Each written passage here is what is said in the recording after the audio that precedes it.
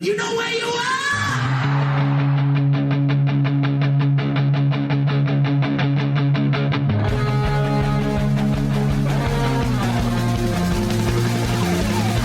This is Appetite for Distortion.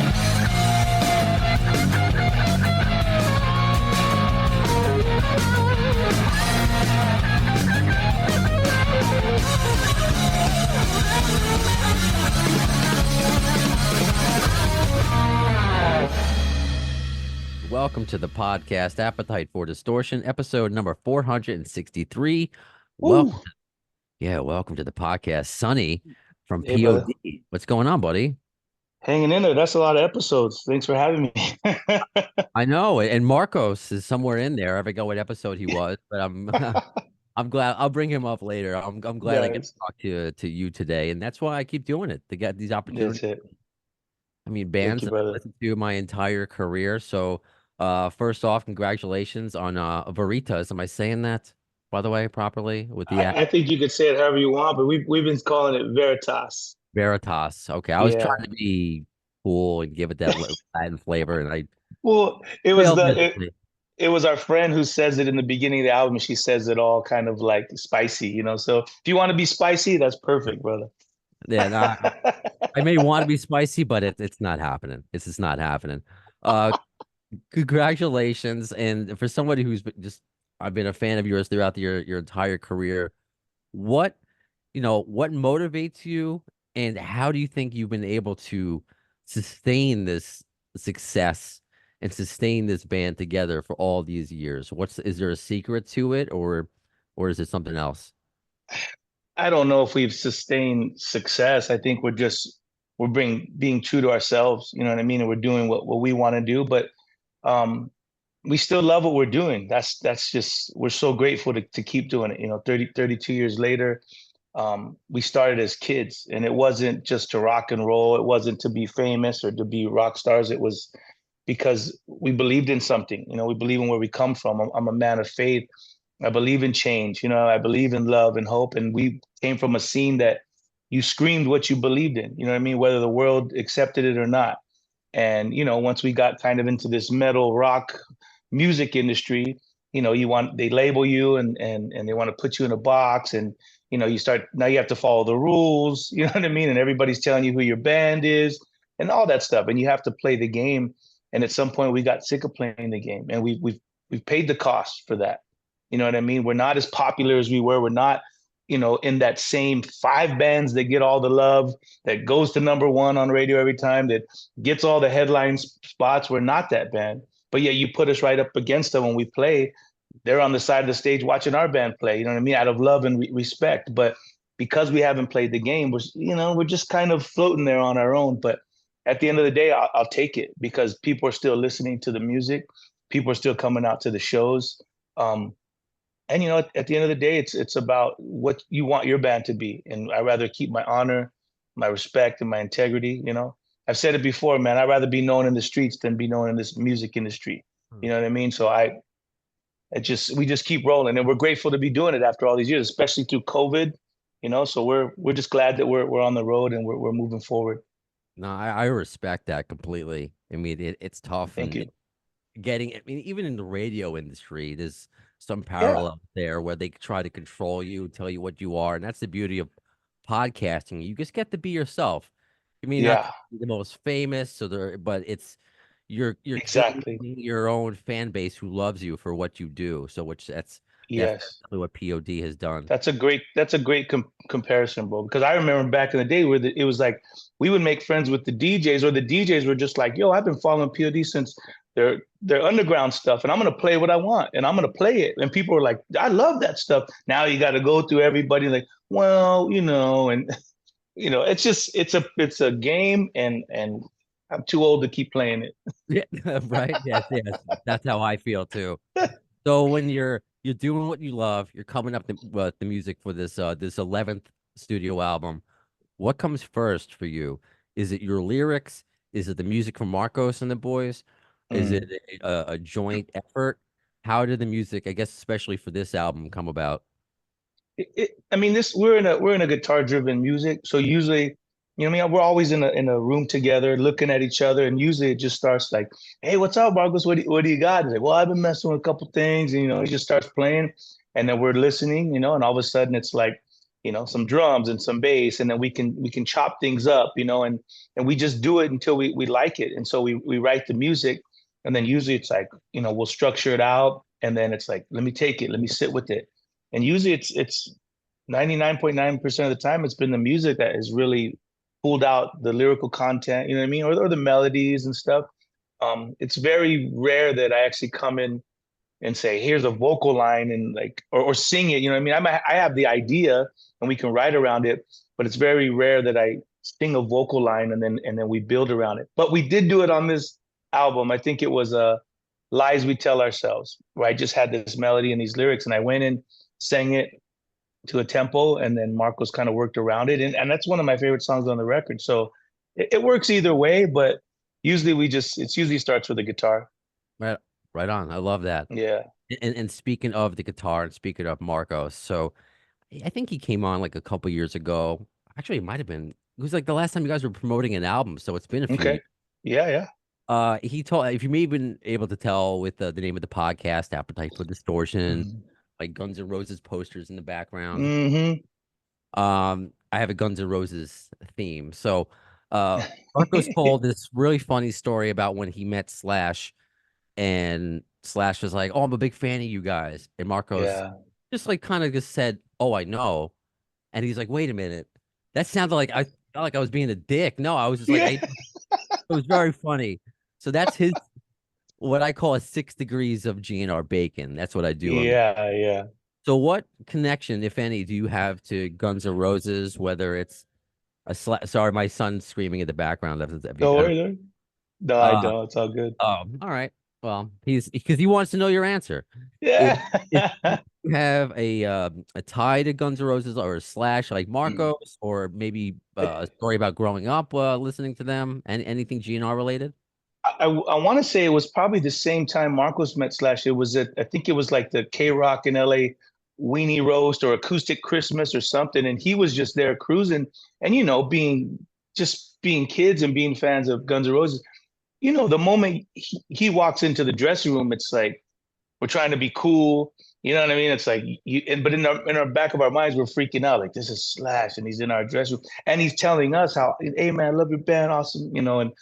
And he's just complimenting us, and we're just sitting there kind of taking it in. But I can see what Marcos did. It's almost like when you give the flight attendant your ticket to go in, they're like, "Have a nice flight," and it's like, "Yeah, you too." Right. You just it's kind of that moment. I think we were all just shocked that he was actually talking to us. He was in our room, that he actually knew of our band. And so who knows what we said at that moment in time. I hope we didn't make fools of ourselves. But yeah, and then when, obviously once he leaves, it's like we're just freaking out like little schoolgirls,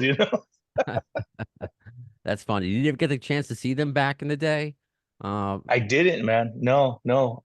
It wasn't till no, you know what? I still haven't seen them live. I think we played some stuff even, or we've missed them. It wasn't after Slash was in, it was before, but we can be in Brazil and all of a sudden they're like, "The Guns N' Roses just played the other night." We're like, "What?"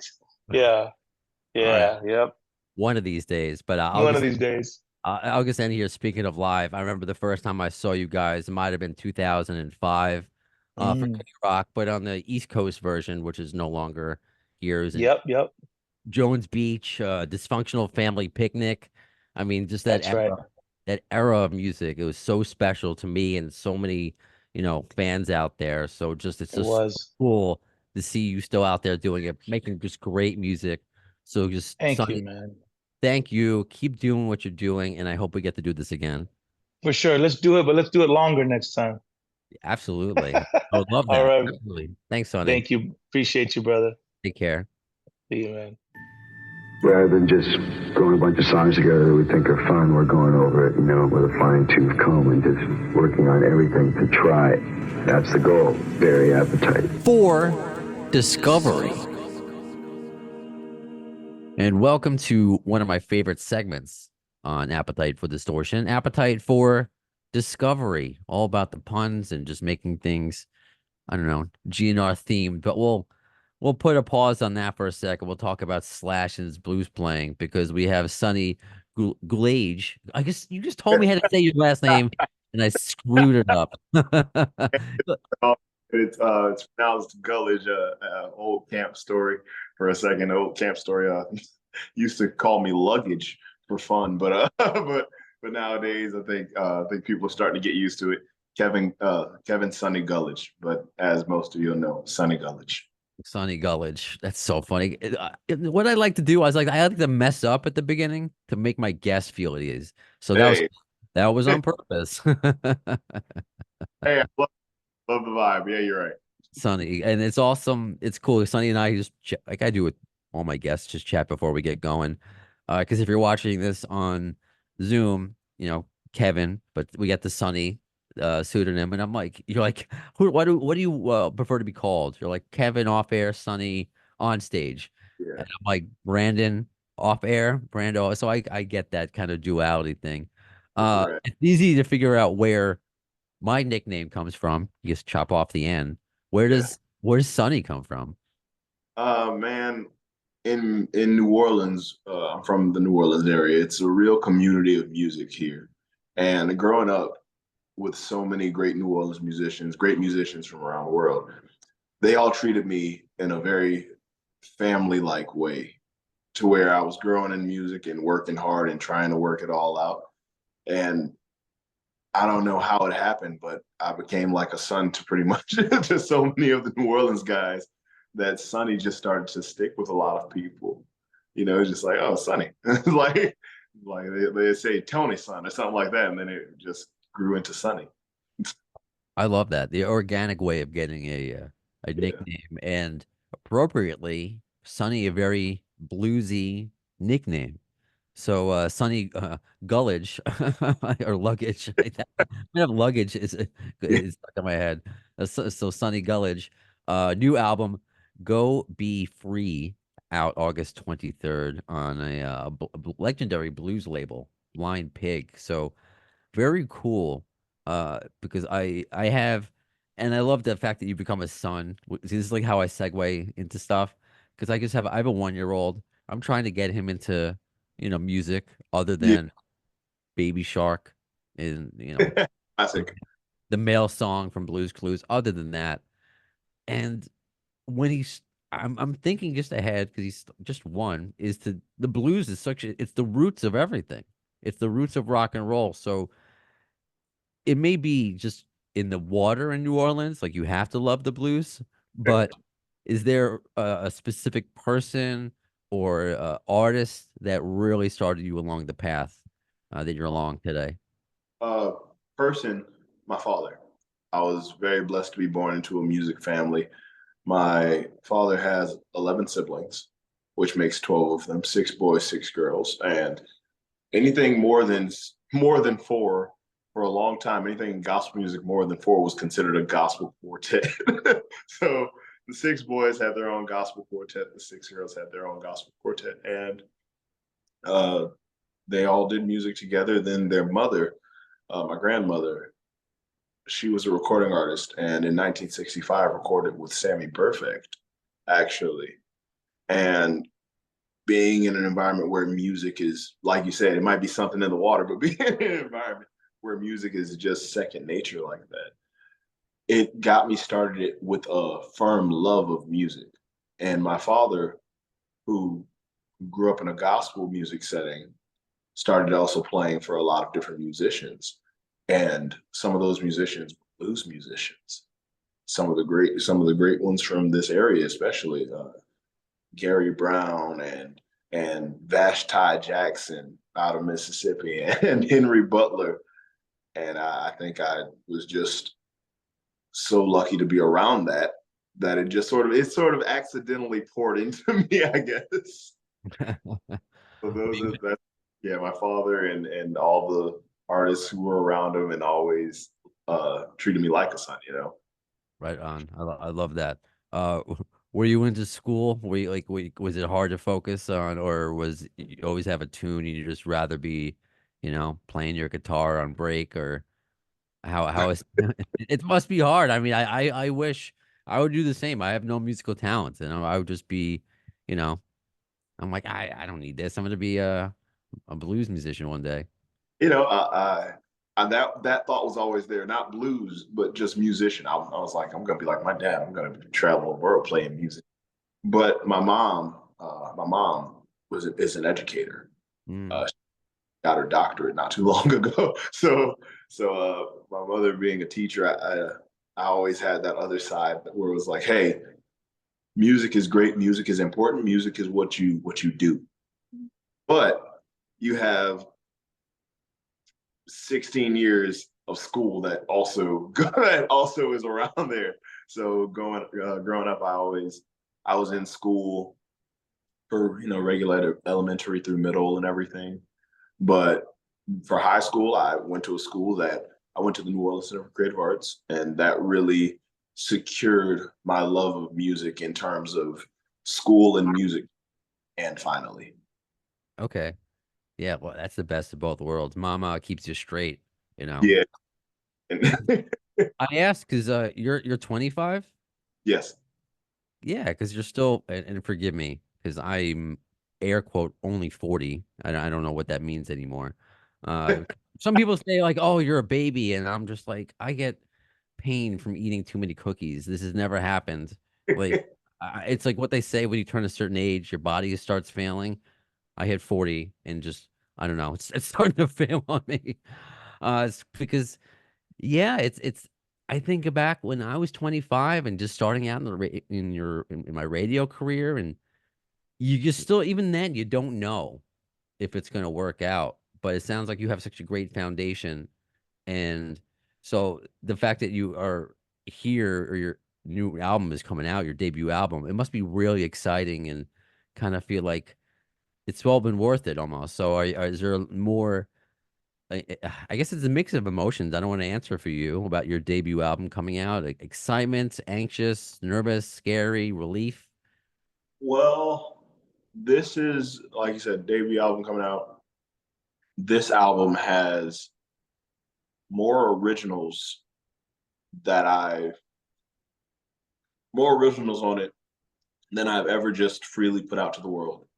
Hmm. So with that comes a little bit of anxiety in terms of, oh gosh, I hope everybody likes it. But at the same time, there's a freedom to it. There is, in music, in all musics, you have to go through a time of paying your dues. And I can't tell you when that time ends because I still, even though I'm putting out this album, I still feel like I'm paying dues. But there's a freedom in knowing that you're putting out something that's like, hey, this is my signature on the world. One day maybe I'll inspire some kid who's man, I love music. I'm gonna listen to some music. He hears a Sonny Gullage song and goes and says, I want to make music like that. And who knows, he might be the next Derek Trucks. He might be. So there's that anxiety that comes with being vulnerable to the world, but there's that freedom that comes with presenting something to the world in the first place, bringing something to the table. So I think that's this album. And what kind of stuff do you like to write about? Oh man, anything that says you're alive. Hmm. Best way I can put it. The blues isn't always just sad. My car broke, or my girl left me. And it's not always that. Sometimes the blues is just the feeling of being alive. You're walking around. You're walking around with a random smile on your face, and you have no idea why. You have no reason why. But like BB King said, I'm so excited. Or like like Stevie Ray Vaughan said, she's my sweet little baby. I'm her little lover boy. That type of it's just feeling. It's just being in life. So I like to write about things that talk about life. I like to write about walking down the street with somebody that you love, or the deep questions that make me worry about what's tomorrow going to be like. Or even sometimes I like to write about where I've been, the places that I've been, the struggles that I've faced, or even just the simple feeling of knowing somebody's waiting for you at the end of the day. These are the things that make all of us feel alive. I love that. I love that. Yeah, blues is more than just, yeah, my dog ran away, totally. And it's Man. and you mentioned I was fortunate enough to catch BB King live once. He was 86 years old. Came out in a wheelchair, but whatever. It didn't even matter. He got into his throne. He rocked out for an hour. Mhm. It was absolutely brilliant.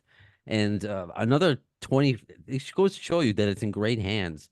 Another 25-year-old makes a guest appearance. I've heard a lot about this guy, Kingfish Oh Ingram. yeah. Tell me about him. I'm like waiting for this guy to completely, like you, blow up, like Hey, man. to be a household name. Let me put it like this: in the blues world, he is. In the blues world, Kingfish is definitely a name. And every time I get asked about Kingfish, I have to say, man, thank you so much for even taking the time to hear my debut album and decide to perform on a single song. That means so much to me. That means the world. Christone Kingfish Ingram is, to say the least, he's inspiring for me.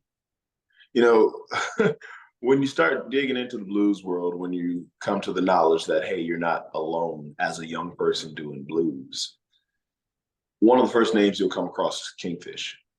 And the first thing you'll think is, man, this guy is a dynamic, electrifying performer. And then you look at his age and you're like, oh crap. You know, gosh, he's my age, you know? And there are so many others. There's Kingfish, there's the Ali Venable, there's Dylan Triplet. There's Marcus King. Oh my gosh. And we keep DK Harrell, we keep going. But the truth is, with someone like Kingfish around, it's almost like a reminder. Hey, there's other people, you're not alone, and there's someone who cares about the music enough to, when you hear a single note out of his guitar or a single note that he sings, it's like the world shakes with how it is. So someone like Kingfish, even being around and especially being on this album, it speaks to how real the blues is and how real it is in other people's lives as well. Yeah, no, I love that. And no, it was cool because when I get the opportunity to interview you and I see his name on there, I'm like, whoa, this is going to be a powerful album. And I love talking about the blues because GNR themed Mm. podcast, but whenever people talk about Guns N' Roses, it's blues based. I mean, the classic version, blues based rock, and of course, a lot of that comes with Izzy Stradlin and Slash. So, Mhm. this summer, and hopefully this tour becomes a success because no doubt we'll see you on the tour bill. Slash's Serpent Festival, his blues Yeah, festival. So yeah, I'm going this summer. Gonna take my little boy. I can't wait for that. you're So right, man. let me ask you about Slash because I love. I mean, he's of course was really great friends with BB King, previously mentioned, and he's waving that blues flag high, bringing out some young people out on the road with him. So, what do you think about him in general and playing the blues and holding that the blues flag? Flash is a hero in so many ways. I mean, the idea of, and I can't harp this enough, the idea of a featured sideman is so important. And no one embodies that better than Slash. Someone who can come into any scene, and soon as he steps his foot into it, it's a whole new ball game. It's a whole new feeling. And I think that in blues, that's someone you need to look up to. I don't think there can be certain musicians without having someone like Slash. I mean, and even if you look at how many bands that Slash has worked with, and almost in a hushed way, where it's like, hey, I wonder why this song sounds so great. And then you realize, oh yeah, that's Slash, isn't it? Like, I mean, the first time I heard Crying by Aerosmith, I'm sitting there like, huh, why is this so amazing. And then I started noticing, I'm like, who's that guy playing guitar? And then I'm like, whoa, that's Slash from, and being a young kid, and you're like, same guy from Guns N' Roses is the same guy who's playing next to Steven Tyler and all these other blues. And that's the other thing. All these blues-based rock songs and musics. It's almost like you look for that, and somehow you were subconsciously expecting to hear Slash after a while, where you're like, man, you have, let's say, gosh, you have a sound like Steven Tyler, who, think about Steven Tyler, great singer and a harp player, a blues harmonica player. Yeah, there was that blues cover album they did, Honkin' on Bobo. Exactly. And think about it. This is Aerosmith. And then you're like, how can this get any more bluesy than a blues harmonica? And then you hear Slash and you're like, these are rocking, shredding solos. These are ripping solos.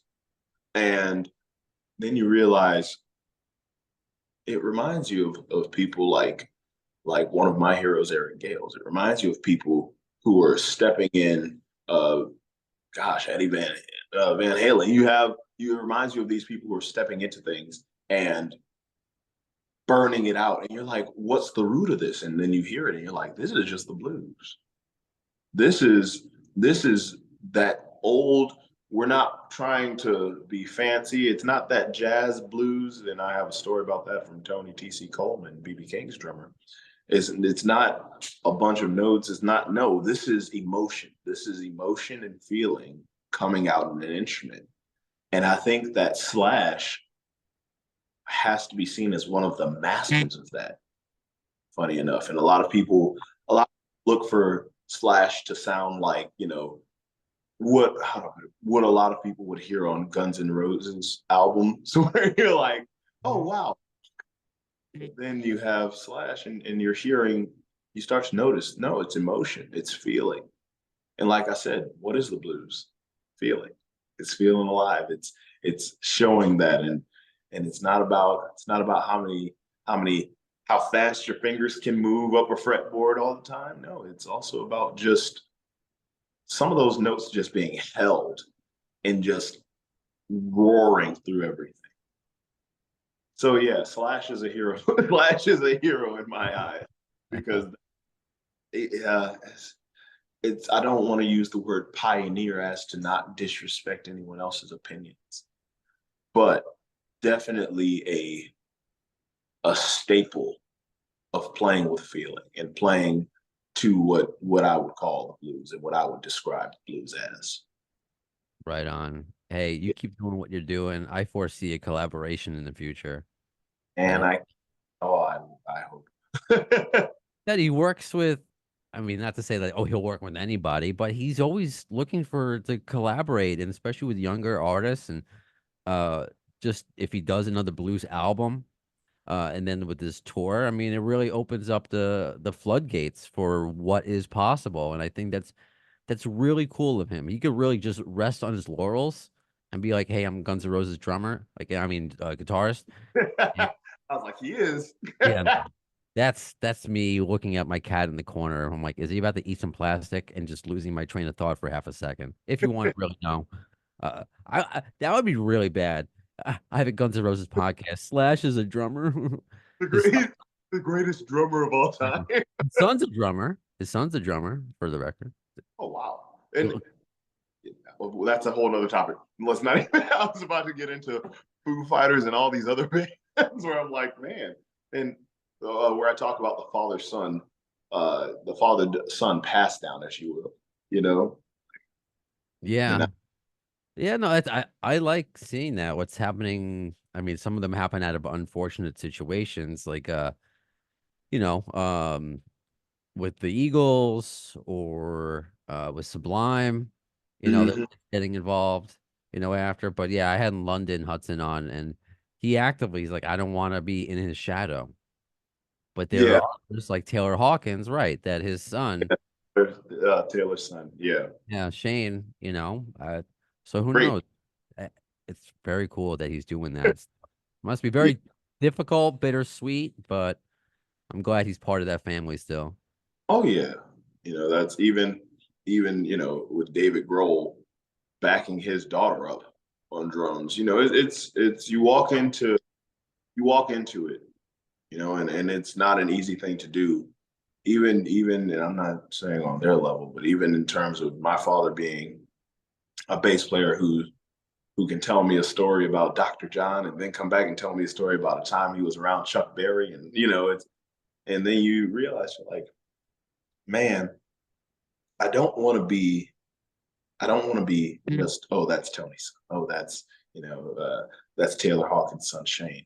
That's David Grohl's daughter. That's Slash's son. And but at the same time, you have to look back on it and say, but man, I don't think I'd know it the way I know it now without being introduced to it like this. Even with my band, the Blues Groovers, it's the same deal. You don't just come onto the scene. You don't just out of nowhere, here I am. No, music has to be something that's nurtured by older musicians, because there's 1,000,001 bands who are rocking and shredding, but for some reason they're not taking off. And the real truth is because it's the hardest thing to do without somebody who's been there. Yeah, you need guidance. You need good people around you, and it sounds like from your father and your mom and just the old musicians that gave you your nickname, Sonny, that you have the right team behind you. And I'm just, congratulations about the album that's comes out August 23rd. Go Be Free, and definitely very appropriate in the information I got about you that said Sonny is an old soul. You are definitely an old soul, if I may.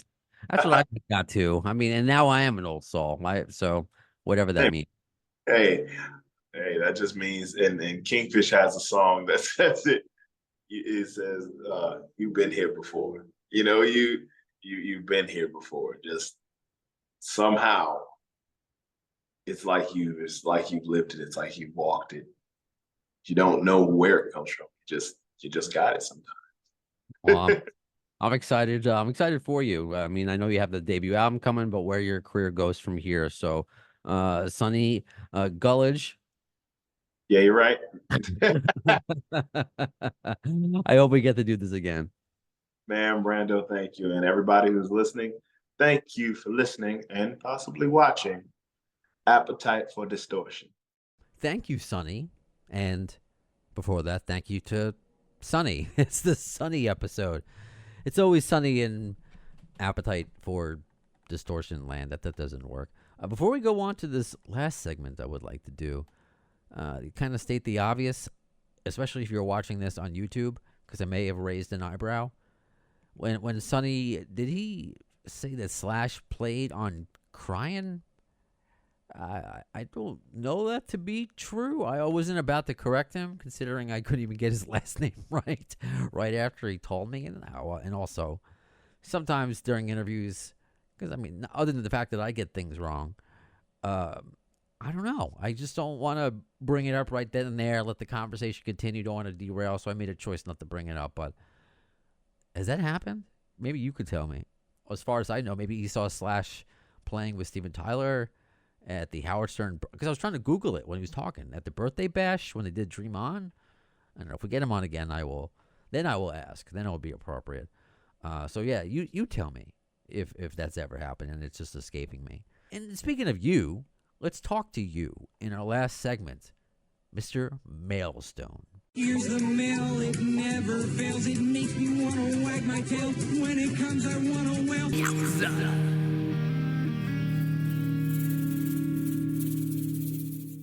Mr. Mailstone, where I read some of your questions, your comments, whether it could be about Guns N' Roses, it could be about the podcast. You can email me at theafdshow@gmail.com, or you just DM me on any of the social media platforms, Facebook, Twitter, Instagram, and I'll read them potentially on the podcast. So this one goes out to my buddy Vinny from New York, even though he doesn't talk like that. Vinny a longtime listener of the show. And speaking of segments, he's referring to another segment, which is a play on words, where I do my monologue, like my Michelle. It's not that clever. He goes, "Hey man, just listen to your my monologue on the Kerry King show, the Kerry King episode." And I usually do these kind of segments on episodes that are shorter interviews, if you haven't been able to tell. Anyway, at this point, I don't come to your podcast for interviews with members of GNR, and that's fine. I love you making GNR connections with your guests that you have on. I really wouldn't sweat it anymore. I understand the sense of rejection, but it's their loss. Keep asking, keep trying, but don't let it bother you. You've made more of a dent in the podcast world than most could only dream of. Well, I said this to him in the DM, and I'll say it now. Thanks, Vinny. I appreciate those kind words. And if you haven't listened to that episode of that monologue, just me kind of venting more, which maybe I do too much, about not getting specific interviews. Specifically, I guess I should say, Slash this time around, because he's interviewing with everybody and their mother. But I was denied by his radio person because it's not a Guns N' Roses project, and my name is Appetite for Distortion. And the same thing happened with Duff a few years ago with the same radio rep, and when he was promoting Tenderness, and afraid to go to Slash and say, "Hey, here's this Appetite for Distortion podcast," and them to go back and question, how Slash, you don't want to upset a client, so whatever. I already had my rant about it, and I'll say this: yeah, I am thinking about it too much. I really shouldn't sweat it and move on.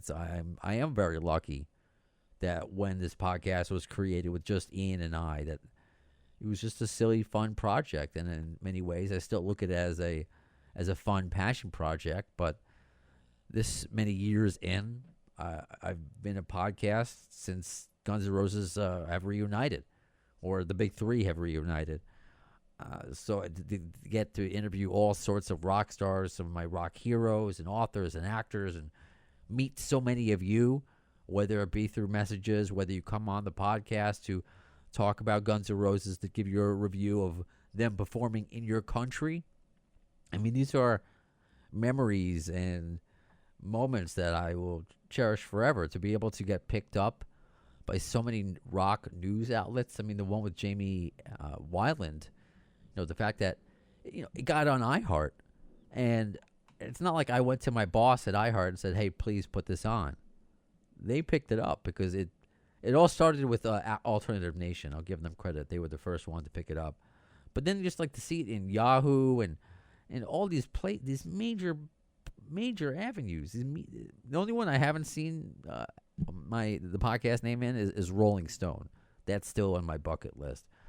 But I do dream of that. And that's what I did dream of, to be able to kind of impress some of the people that I work with, to do this on my own, that I'm not a radio station, that this is a one-man show. And yes, I get help from other people. Well, when I say one man, it's never, you all count. You all have helped me with the questions, with guest suggestions. Of course, now with G from Scotland, helping me with the website, afdpod.com, and the graphics. So yes, I get help. But this is essentially, a one-man band that's led by me. That's doing all the heavy lifting, and it hasn't been so heavy because I've just had fun doing it. So yeah, I'll keep trying. I tried recently with Steven Adler because he did a show in New Jersey, and whereas I've gotten a response before, kind of like saying, no thank you, pass, we're only doing local press, I got no response this time. So look, it's nothing to do. No ill will there, because what could Steven Adler do? Is he really going to sell more tickets being on my podcast? I don't know. And with clickbait sites out there, perhaps only bad could come out of it. So I think that's the same thing that happens with Slash and Duff. Well, what good would come out of coming on my podcast? They don't need me for press, where I may think I'll do such a great interview with them and it'll be such a treat for us. You have to consider who these people are represented by. So why would they do anything with a chance? Because again, the Jamie Wyland interview. She knew what she was. We spoke about what we wanted to talk about, what we didn't want to talk about. She was willing, and not to say everything is clickbait, where there are all these websites taking her out of context. They'll say what she says, but then you look at the comments section, and it could be negative, and it's just avoiding any of that. And so I do get it. But it's frustrating. I can't help but escape that. So anyway, let's move on to the next message. Oh, that was, by the way, that was sent to me on Facebook, and this one was sent to me on Twitter, X-Twitter, whatever you want to call it. This is from Luke. Love the podcast. Been a fan of music my entire life, but as the last of 6 kids, GNR was my band. I was at the perfect age of 13 when they were all my favorite bands and styles put into a blender. I still never miss a chance to see them. I also wanted to say that you're doing a great job. I really enjoy your podcast for us diehards. I wouldn't take it all personally that they won't interview with you. I've been a huge fan since they came out. Again, when I was 13, 14, the perfect age, and I followed the band closely ever since. Part of the reason this band broke up and has had such bad blood was because of the press twisting their words on each other. They don't trust the press and seem to have made the perfect pact not to do any press. It's crazy considering they did this year's long stadium tour without one press conference. Unheard of. I know you aren't the press and feel like you deserve it. You do. I hope you do someday. But this band is unpredictable and always have gone the opposite way that you would think. And no matter how great things have been going, Axl still rules the roost. Being in a band with him will always be fragile and not worth losing millions of dollars and opportunities by getting something misconstrued. I think that's how they see it. Duff got so uncomfortable and I think irritated by Trunk just asking one question. It's still, don't want to piss off Axl, is all a big part of this too. So Luke, much like with Vinny, I'm going to agree with you. Yeah, thank you for letting me vent and those kind words where I can't take it personally because of everything you just said. That even though things are going well, that this podcast is going on the same amount of time, 8 years, that Slash, Axl, and Duff are back together, it could happen. You don't know when this could end. One wrong thing could be said. And it seems like whether or not Axl, that's what, you got a real insight in that China Exchange interview that he did in 2016, where the interviewer would be like, don't ask that. Don't make him mad. Don't take pictures. And Axl would look like, I didn't say anything. Now, whether he was playing dumb, I don't know. But it seemed like it's his handlers that are just being so, my God, this is Axl Rose. We can't do anything wrong. We need to make sure everything goes right. And yeah, if you're on my podcast, it's going to be listened to by Blabbermouth, and it's because I very rarely, a handful of times, if that, send out like, hey, have you heard this interview? They're listening to it. It's not like I'm out there, hey, at 30 minutes in and 57 seconds, this person talks shit about that person, make this a column and say this and the headline. None of that is real. I mean, I don't know if I don't think people really believe that unless like you are the writer of some sort of rag site and that's just the obvious. But with me, the only articles I write are for my own website, which is there's only been a handful, and they've all been straightforward and just quoting the people basically. But yeah, it's upsetting the apple cart. Why would they do it? And he's absolutely right. If you hear that interview, Slash can say whatever. Like it's just like he can just come off the cuff.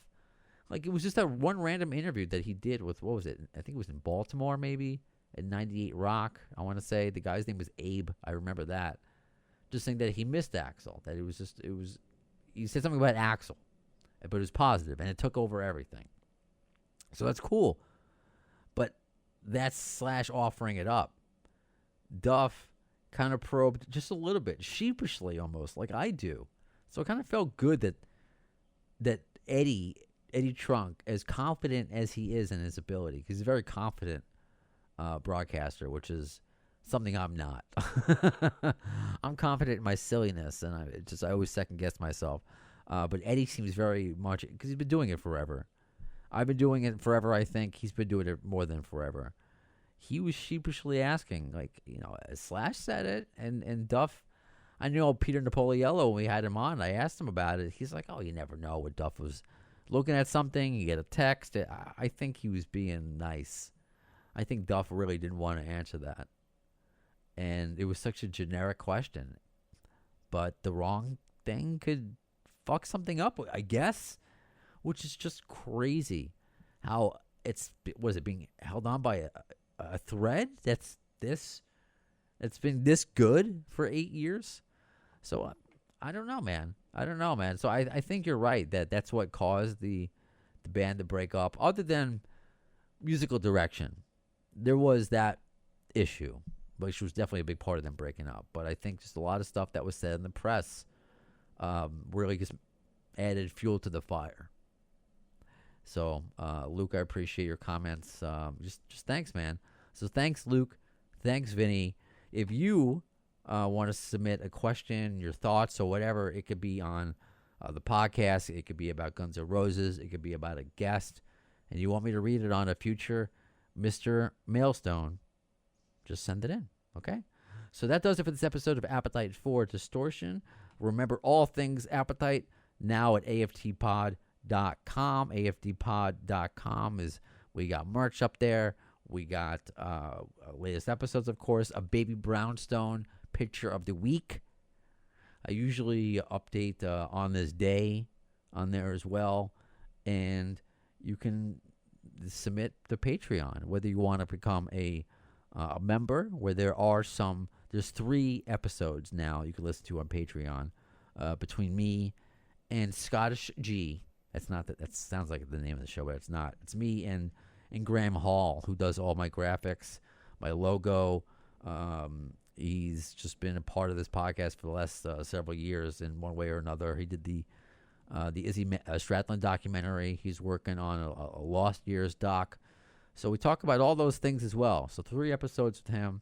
And even if you don't want to sign up monthly, there's just like an easy, like a barcode you could scan. Like Graham just made an awesome, it looks like a ticket that you can hold up your phone. And if you want to just donate $3, say, hey, thanks for 8 years. Here's $3. That would be appreciated. All the money either goes back into the podcast or into Baby Brownstone, one way or another. I give it to my wife. I use it to buy him yogurt, whatever it is. So that does it for this episode again for the podcast. When will we see the next one? Well, in the words of Axl Rose concerning Chinese democracy, I don't know if soon is the word, but you'll see it. Thanks to the lame ass security, I'm going home.